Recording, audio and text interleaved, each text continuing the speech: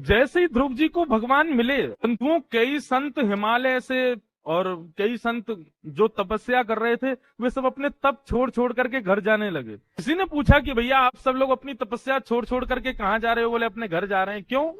घर क्यों जा रहे हो? संत कहने लगे हम 100 वर्षों से, 200 वर्षों से, ना जाने कितने कितने वर्षों से तपस्या कर रहे हैं, ठाकुर जी हमको दर्शन नहीं दे रहे। और वो ध्रुव बालक राजा का बेटा है ना, 5 महीने में ठाकुर जी ने दर्शन दे दिए। ठाकुर जी पक्षपाती हैं। राजा का बेटा जान के, ऊंचे कुल में जन्मा है वो जान करके उसको दर्शन पहले दे दिया, हमको दर्शन नहीं दे रहे हैं।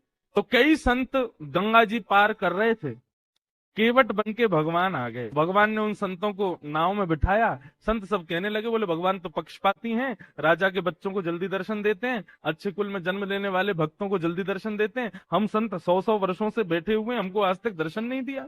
जैसे ही नाव बीच नदी में पहुंची, तो नदी में हड्डियां, मांस, रक्त आदि सब प्रकट होने लगे, उनका दर्शन होने लगा। संतों ने जब अपने चारों ओर हड्डियों को देखा, मांस को देखा, रक्त को देखा, तो नाव चलाने वाले मल्लाह से पूछने लगे, भैया ये इतनी सारी हड्डियां, इतने सारे मांस ये नदी में बह रहे हैं, ये किसके हैं?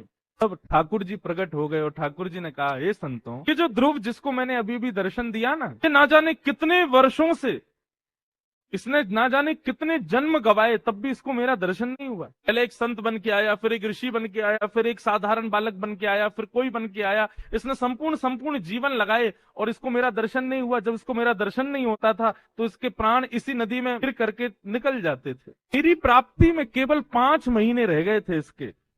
इसने कितने वर्षों तक तपस्या की, अलग अलग जन्म धारण करके, केवल 5 महीने के तप रह गए थे। उसको लेने के लिए ध्रुव बन के आया। एक राजा के यहाँ इसका जन्म हुआ। बाल्यकाल में ही वो 5 महीने इसने पूरे कर लिए और 5 महीने पूर्ण होते ही मेरा दर्शन